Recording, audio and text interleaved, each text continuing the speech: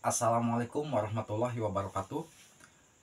Konten seperti apa sih yang mudah dibuatnya, tetapi konten tersebut mudah juga mendapatkan banyak penonton?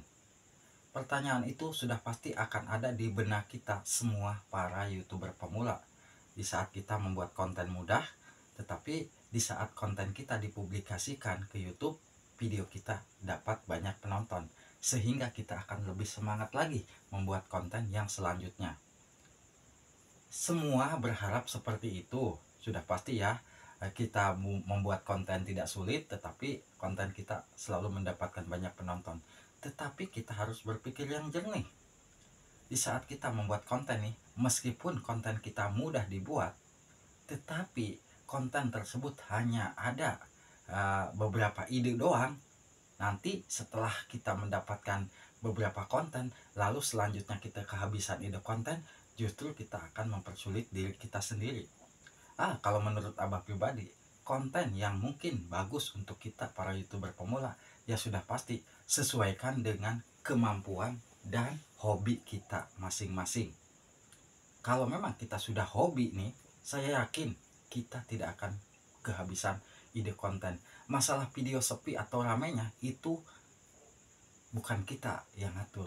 Selagi konten kita yang mungkin bermanfaat, ataupun konten kita mungkin kalau memang menghibur, bisa menghibur penonton, disitulah video kita akan mendapatkan banyak penonton. Kalau memang hobi kita mancing, kita bisa buat mancing mungkin sehari 2 atau 3. Walaupun kita sebagai ibu rumah tangga, mungkin kita bisa membuat konten masak ataupun makan. Dan dari konten masak dan konten makan pun, kita tidak tahu konten yang mana yang akan bisa mendapatkan banyak penonton. Kita sebagai konten kreator hanya bisa berusaha dan memberikan yang terbaik buat penonton. Masalah rame dan sepinya itu memang bukan kita, ya, tergantung dari isi kontennya. Kalau memang pas kebetulan konten kita memang ya dibilang momennya bagus, lagi dibutuhkan, ya pasti akan ramai yang nonton. Karena kita wajib tahu konten yang seperti apa sih yang tidak ada di YouTube. Ibaratkan kalau sahabat semua tahu konten seputar per-YouTuban, mungkin sehari beberapa ribu channel yang upload tentang seputar per-YouTuban. Kalau sahabat semua tahu konten yang upload tentang makan, sehari mungkin beberapa ribu channel yang upload. Begitu pula konten mancing dan yang lainnya. Nah, dari situlah penonton-penonton tersebut memilah-milih, dan dari video-video tersebut sudah masing-masing mempunyai penonton. Karena ya penonton tersebut datangnya dari subscriber. Kalau memang subscriber kita nih suka dengan konten kita, dan ternyata konten kita banyak yang membagikan, ataupun konten kita ditonton dengan secara puas, sistem rekomendasi pun akan terus berjalan. Yang penting kita mas sebagai konten kreator sudah membuat konten yang ya dibilang tidak melanggar aturan-aturan yang ditetapkan oleh YouTube. Upload aja. Karena yang namanya kita nih sebagai konten kreator, ibaratnya kita itu penjual. Kita memproduksi misalkan bahan makanan, dan setelah bahan makanan jadi, lalu kita pasarkan. Nah, dari situ apabila makanan kita itu memang enak, sudah pasti kan pembeli pun akan menikmati makanan kita secara puas. Begitu pula konten. Di saat konten kita, di saat kita buat konten nih, nah setelah konten kita diracik, ya dibilang diedit ya, kalau memang sudah bagus nih editannya, lalu kita pasarkan atau kita publik, misalkan sesuaikan ya, kita publikasikan, dan ternyata penonton merasa puas menonton video kita. Dari situ kan video-video kita itu malah justru nanti akan meningkat. Ya, kita wajib tahu juga di saat video-video kita mungkin 1 atau 2 channel atau 1 atau 2 video doang di channel kita, mungkin belum banyak konten yang muncul di beranda. Tetapi kalau memang konten kita sudah banyak nih, itu sudah pasti akan sering muncul di beranda-beranda yang memang mereka sudah subscribe ke channel kita. Kalau memang para subscriber yang suka menonton video kita, membagikan konten-konten kita, dari situ kan yang tadinya video kita hanya muncul di beranda yang sudah subscribe doang, nah nanti pun akan muncul di beranda-beranda yang belum subscribe, sehingga yang tadinya tidak menemukan konten kita, di situ konten kita ditemukan dan ditonton secara puas, ya akan mendapatkan banyak penonton. Ibaratnya kita menitipkan dagangan di warung, dan warung tersebut mungkin ramah nih kepada para penjualnya, sehingga mereka sering menawarkan jualan kita.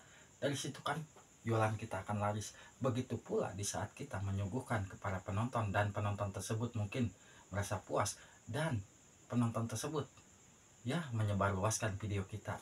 Disitulah kita akan merasa puas, konten kita sudah banyak yang membagikan. Intinya di sini untuk masalah konten yang mudah dibuat bisa mendapatkan banyak penonton, ya kalau menurut Abah tidak ada. Kenapa? Karena ya dibilang kalau konten yang mudah kita buat, tetapi konten yang mudah kita buat tersebut memang bukan hobi kita ataupun memang bukan kerjaan kita sehari-hari, itu justru akan mempersulit kita nantinya. Selagi kita sebagai konten kreator, yang penting kita ada niat dan kemauan. Mungkin di pagi hari walaupun kita lagi sambil kerja apa kek, yang penting kita ada waktu buat konten, buat. Karena yang saya lakukan di saat saya membuat channel, 3 channel itu ya, itu saya harus pinter-pinter mengatur waktu. Waktu untuk upload ini, waktu untuk upload ini, sehingga untuk saat ini sampai-sampai channel yang satu terabaikan. Kenapa? Karena waktu saya betul-betul ya dibilang sempit ya. Jadi intinya di sini saya jelaskan sekali lagi. Untuk saat ini video memang kita semua merasakan sulit untuk mendapatkan penonton alami. Kalau mungkin video kita masih ditonton oleh para subscriber kita, ya mungkin mereka penonton-penonton yang biasa menonton video kita. Tapi kalau memang di analitik video kita mungkin penonton alaminya datang, penonton yang baru menemukan video kita, nah itu kan ternyata penonton-penonton alami. Mereka menemukan konten kita di mana? Pertama, mereka menemukan konten kita di beranda, dan yang kedua mereka menemukan video kita di fitur penelusuran. Kalau memang konten kita yang membahas tentang cara dan gaya, itu biasanya mereka menemukan konten-konten kita di penelusuran. Kalau memang konten kita yang mungkin seputar vlog ataupun yang lainnya, biasanya mereka menemukan konten-konten kita di beranda-beranda. Maka dari itu ya namanya kita sebagai konten kreator ya harus bisa bersaing, harus bisa siap bersaing dengan konten-konten kreator yang lainnya yang sesuai dengan satu tema di channel kita. Nah, jangan sampai kita hanya berpikiran saya ingin membuat konten, yang penting kita buat konten aja. Tetapi konten kita ya memang bukannya Abang menghina, tidak ada manfaatnya untuk para penonton sehingga tidak merasa puas. Ya, terpaksa video kita hanya mungkin diklik, mungkin ditinggalkan. Itu jangan sampai terjadi. Ya, selagi konten kita ya mungkin ada manfaatnya, insya Allah. Yang penting konten kita tetap aman, tidak melanggar, tetaplah berkarya ya. Semoga aja bisa bermanfaat. Wassalamualaikum warahmatullahi wabarakatuh.